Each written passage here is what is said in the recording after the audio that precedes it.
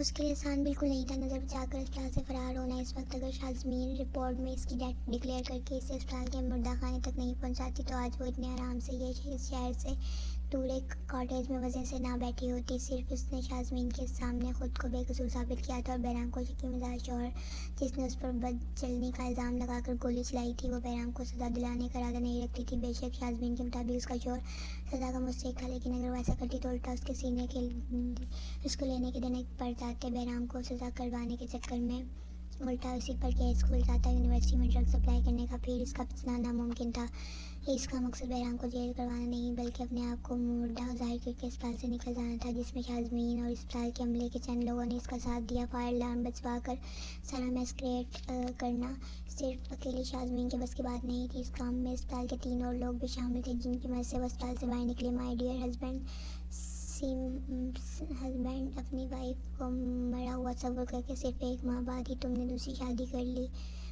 So sad baby, मगर मानना पड़ेगा बहराम वासी तुम्हारी मोहब्बत को। पहली बीवी से इतना इश्क था कि दूसरी बीवी भी उसकी हम शक्ल ढूंढ ली। मुतासिर किया मुझे तुम्हारी इस बात ने, लेकिन एक बात तुम अच्छी तरह लो, एक मेरी जगह सिर्फ मेरी है, वो तुम्हारी दूसरी बीवी हरगिज़ नहीं ले सकती। मैं ऐसा हरगिज़ नहीं होने दूंगी डार्लिंग। सिर्फ इकबाल के हो मैंने तुमसे बेवफाई की जिसकी सज़ा तुमने तुमसे पा लिया। बस कुछ दिन और इसके बाद मैं और तुम दोबारा एक हो जाएंगे। इकबाल अपने मोबाइल में बहराम की तस्वीर देखकर बोली जिसमें इसकी दूसरी बीवी भी साथ ही मौजूद थी। ये तस्वीर बहराम के वलीमे की थी जो इसके कहने पर मौजूद वेटर ने नहायत खुफिया तरीके से ली थी। अपनी हमशक्ल को बहराम के साथ देखकर इकबाल को बेहद जलन महसूस हुई थी। अपने चेहरे पर बहराम के दिए हुए जाने वाले जख्मों ने इसे अभी तक बहराम की ज़िंदगी में शामिल होने से रोके रखा था, वरना वो पहली रात ही बहराम के पास सलम की जगह मौजूद होती है। बहराम के साथ गुजरा हुआ वक्त याद करके वो फैसला कर चुकी थी उसे अपनी बाकी की ज़िंदगी भी बहराम के साथ गुजारनी चाहिए थी, जिसके लिए इससे अपनी शनाख्त भूलकर हम की बनकर क्यों ना छीना पड़े। याकूब नियाज़ी जैसे जलील डरपोक इंसान जो कि इसको गोली लगते ही देखकर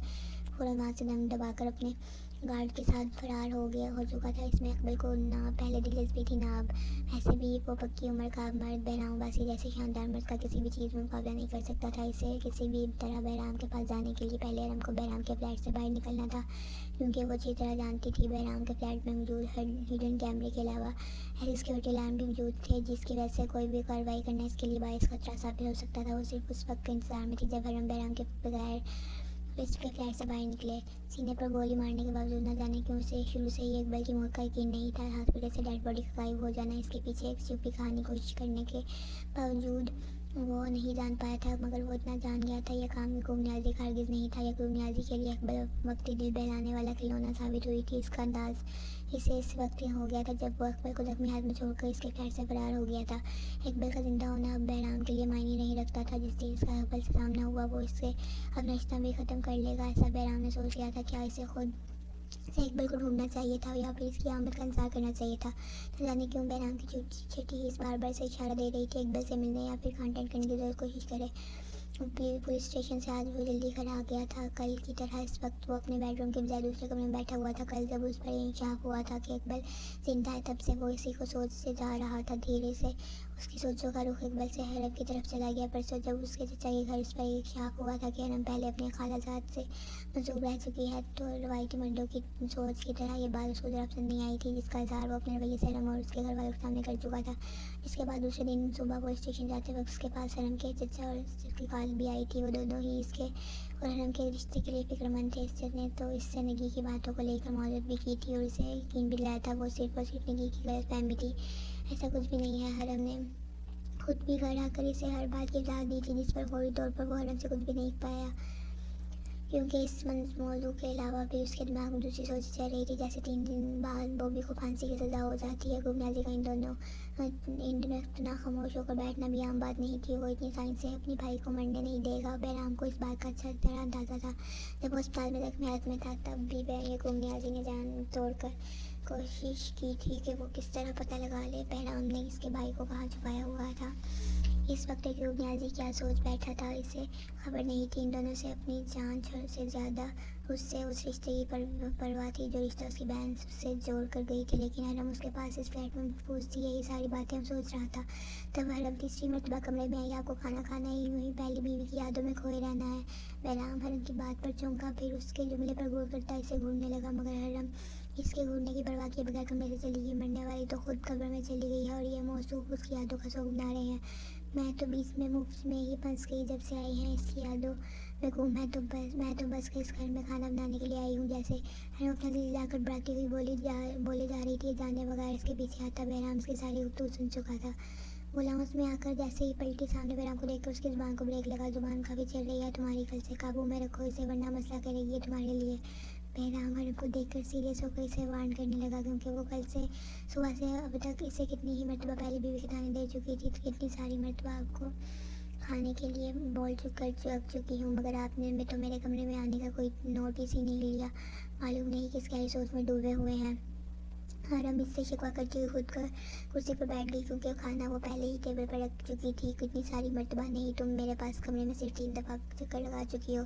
पहली बार तुमने सिर्फ इतना बोला कि खाना तैयार है और मुंह बनाती हुई कमरे से चली गई। दूसरी मरतबा 10 मिनट के वक्फे के बाद कमरे में दोबारा आई और तंज करती हुई बोली आपको खाना खाना या फिर बर्तन उठा लो। फिर तुम गुस्से में दरवाज़ा जोर से बंद करती हुई दोबारा कमरे से चली गई। फिर तुम तीसरी बार पूरे 5 मिनट 2 सेकंड गुजरने के बाद आई हो। इसके बाद मुझे मेरी पहली बीवी की यादों का तान देकर मुंह बनाती हुई वापस चली गई। इतना बेखबर हरगिज़ नहीं हूँ जितना तुमने मुझे समझ लिया है। बहराम एक बार कुछ जाता हुआ खुद भी हरम के सामने कुर्सी पर बैठा।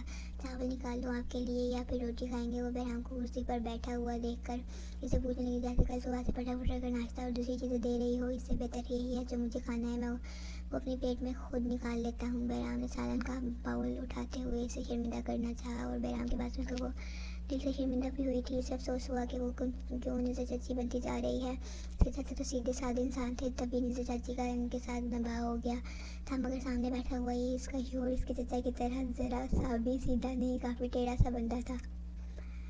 इससे संभल कर रहना चाहिए था। दोपहर में सुबिया खाला की कॉल आई थी। वो हम दोनों को कल रात डिनर पर इनवाइट करना चाह रही थी। हरम ने चावलों से बड़ी ट्रे उठाकर दी। महजे में बहराम को मतलब की बात बताई। मना कर दो अपनी खाला को, हम नहीं आ रहे। बहराम में नवाला डालता हुआ आम से लहजे में हरम से बोला चावलों में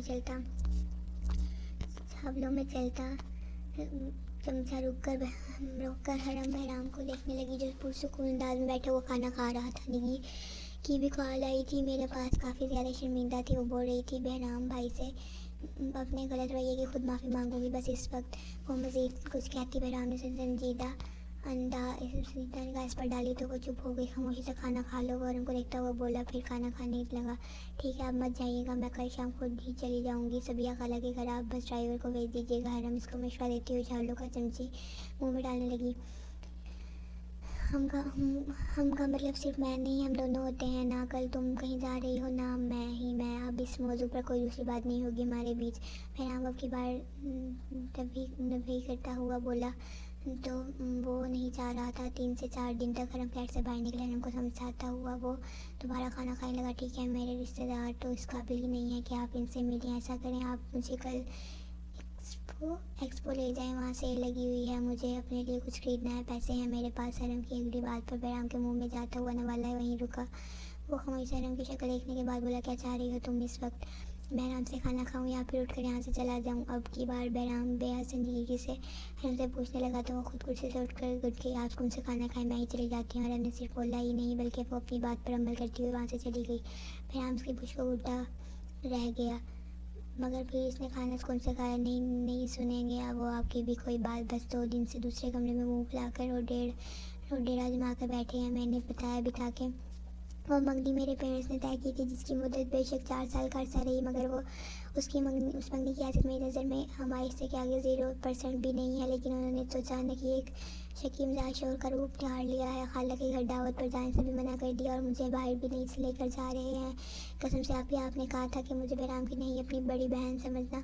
जब भी मैं आपके सामने आपके पूछने पर अपने दिल का हाल आपको बता रही हूँ, मुझे ये भी लगता है वो अपनी पहली बीवी को भी नहीं बोले हैं। दुनिया से जाने के बाद भी वो हम दोनों के बीच से हमेशा जिंदा रहेगी। वो सोफे पर दोनों पाँव ऊंचे करके बैठी हुई, एक हाथ पकड़े टिश्यू से बार बार आंसू साफ करती, दूसरे हाथ ने पकड़ा मोबाइल कान से लगाया। यकीनन उसकी बहन से उसकी बुराइयों में मसरूफ थी। मंजर देख के बहराम का खून खोल उठा। वो जो हरम को खाना खाने का बोलने बेडरूम में आया था, कमरे के अंदर दाखिल होता हुआ उसने हरम से मोबाइल लेकर अपने कान पर लगाया।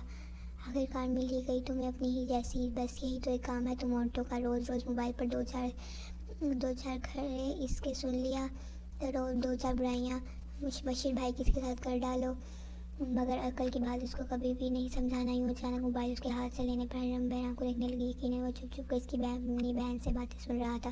सिया मर्द के दिमाग में 10 तरह की सोचें चल रही होती हैं। ये तुम्हारे और इसके जैसी कम अकल औरतों की कम अकल का नतीजा है, जो खुद से हर बात तसव्वुर कर बैठती हैं कि हमारा शोहर किसी दूसरी औरत के बारे में सोच रहा होगा। वो मोबाइल पर अपनी बहन को सुना रहा था। हरम सर झुकाए हुए खड़ी थी। सिर्फ इस वक्त दिया को फ़ोन करना ही नहीं चाहिए था, बल्कि वही वक्त था कि जब वो बहराम के पुलिस स्टेशन जाने पर कल दोपहर में दिया से बात करती है। अभी फौरी तौर पर जाने से मना किया है तो कुछ दिमाग में चल रहा होगा। मेरे ताल्लुक तो नहीं ख़त्म करवा रहा मैं इसके हसीन और जमील रिश्तेदारों से। इसका यार अच्छा खासा मैं अकेला रहता, बिला वजह मेरी शादी करवा के तुमने मुझे भिजवा दिया। बहराम दिया को मज़ीद झाड़ता हुआ बोला और लाइन काटकर मोबाइल उसने टेबल पर रख दिया। हरम एक नज़र बहराम के चेहरे पर डालकर कमरे से बाहर निकलने लगी, मगर इससे पहले ही बहराम ने इसे उसका बाजू पकड़ लिया। क्या फजूल की बातें कर रही थी तुम जियासी कि मैं अपनी पहली बीवी को नहीं बोला हूँ, तुमसे शेयर नहीं किया था मैंने कि वो किस तरह की लड़की थी। मेरा म्यार इतना गिरा हुआ नहीं कि मैं ऐसी लड़की को अपनी यादों में ज़िंदा रखूँ जिसने मुझसे वफादारी नहीं की। कोई भी मर्द खुद चाहे जैसा भी हो, मगर वो अपने लिए अपनी बीवी से वफादारी की उम्मीद करता है। मगर तुम ये बातें नहीं समझोगी क्योंकि तुम एक टिपिकल सोच रखने वाली लड़की हो। अभी इस वक्त कमरे से बाहर जाने की ज़रूरत नहीं है। मैं तुम पर ये बात अभी और इसी वक्त वाक़या कर देना चाहता हूँ कि वो हम दोनों के बीच अब कहीं भी नहीं है। और दूसरा ये कि मैं तुम्हें अपने पास रखना चाहता हूँ। बहराम ने हरम से बोलते उसके गले से दुपट्टा खींच कर सोफे पर फेंका और हरम को बैठ की तरफ धकेला। हरम एकदम बहराम के मुंह पर बौखला गई। बहराम से करीब आकर हरम पर झुका, क्या हो गया है आपको, पीछे हटे प्लीज़। हरम एकदम घबराती हुई बोली, मगर बहराम से बात सुनी करता हुआ हरम की गर्दन पर झुका। बहराम के होंठों का लम्स अपनी गर्दन पर महसूस करके हरम शर्मिंदा हो गई। बहराम मेरी बातों का वो मतलब नहीं था, आप बिल्कुल गलत मायनों में ले रहे हैं मेरी बात को। हरम बोलती हुई शर्म से पानी पानी हो गई। वो शायद इस वक्त इस लड़की इसीलिए इसके करीब आया था कि दोबारा वो इसके मुंह से पहली बीवी का ताना ना सुन सके। बातों का जो भी मतलब हो, अब सोचना क्या। तुम चाहती हो कि हम दोनों के बीच वो कभी ना आए, मैं भी यही चाहता हूँ और जो मैं करने वाला हूँ इसलिए वो करना ज़रूरी है। वो बोलते हुए हरम की कमीज़ कंधों से नीचे कर चुका था। हट जाएं बहराम प्लीज़, पीछे हट जाएं, हरम ने बोलते हुए इसके सीने पर दोनों हाथ रखकर बहराम को पीछे करना चाहना जाने वो इसको कैसी लड़की समझ रहा था जो इसकी कुर्बत के लिए मरी जा रही थी, जब इसकी बहन से इसकी शिकायतें लगा रही थी। हरम सोचते हुए शर्मिंदा हुए जा रही थी। बहराम ने उसके बाद दोनों हाथों को उसकी पिस पर ले जाकर अपने एक हाथ से मजबूती से पकड़े। ज़रा सा उठता हुआ वो अपनी पॉकेट से कुछ निकालने लगा। ये देखकर हरम की आंखें फैल गई। क्या है, क्या करने वाले हैं बहराम, आप मेरे साथ प्लीज़ छोड़ें मुझे। बहराम के हाथ में नीडल की तरह कोई नोकदार लंबी सी चीज़ जो अपनी पॉकेट से निकालने के बाद उसने हरम के दिल के पास रखी तो हरम की आंखें खौफ से फैल गई और सांस रुकने लगी। कभी कभी अपनी कीमती चीज़ों को अपने पास रखने के लिए ऐसा करना ज़रूरी होता है। समझ लो कि मैं तुम्हारे लिए कोई रिस्क नहीं ले सकता जिसके लिए तुम्हें तकलीफ देना ज़रूरी है। बहराम ने बोलते हुए नीडल इसके दिल के ऊपर रखकर अंदर की तरफ दबाई तो तकलीफ मारे हरम के मुंह से चीख निकली, नहीं बहराम प्लीज़ नहीं। हरम रोते हुए बोली। इसने अपने दोनों हाथ बहराम के मजबूत ग्रिप से छुड़वाने चाहे, मगर वो नीडल से ना जाने क्या कर रहा था जिससे हरम को शदीद तकलीफ हो रही थी। जब बहराम इसके ऊपर से उठा तो हरम में रोते हुए बेड पर लेट लेट अपना रुख मोड़ लिया। मजबूत ग्रिप से छुड़वाने चाहे रुख मोड़ लिया।